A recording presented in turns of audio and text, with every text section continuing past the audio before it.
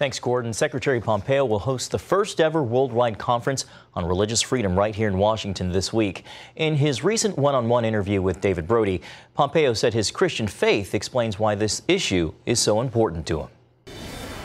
Unfortunately, religious persecution is nothing new, and in recent years it's grown. In an attempt to stop that trend, more than 80 high-level government ministers will come together to promote religious freedom.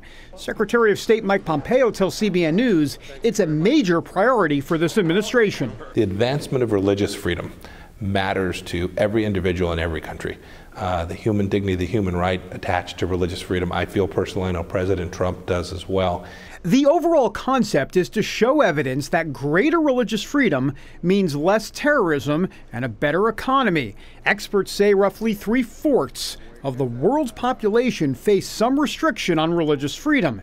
As for Christians, 1 out of every 12 experience extreme persecution in the most dangerous countries on the State Department's worldwide watch list. Not every country will achieve the level of religious freedom that we have here in the United States, but we think we can advance it all across the world by bringing together folks from all faiths, and frankly those who have no faith.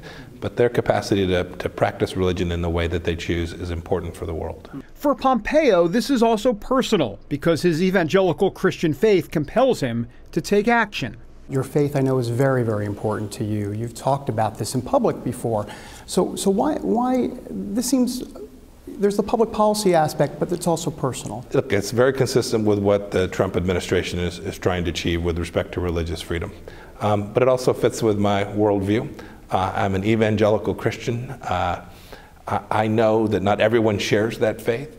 But it's important. It's important not only that Christians, but people of all faiths have the capacity to worship in the way that they desire. One of the biggest offenders is North Korea, and Pompeo already has his hands full there, negotiating with Kim Jong-un to get rid of his nuclear weapons. We need to see Chairman Kim do what he promised the world he would do.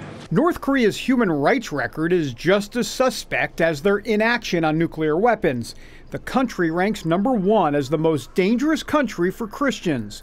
While Secretary Pompeo wouldn't reveal his conversations with Kim, he did make one thing very clear in our interview. I want your viewers to know that the United States rarely has an encounter with a country where we don't raise human rights concerns where they exist. We know the history there in North Korea. And the U.S. hopes to write a new chapter with this historic conference to stop religious persecution and make a difference around the world. David Brody, CBN News, Washington.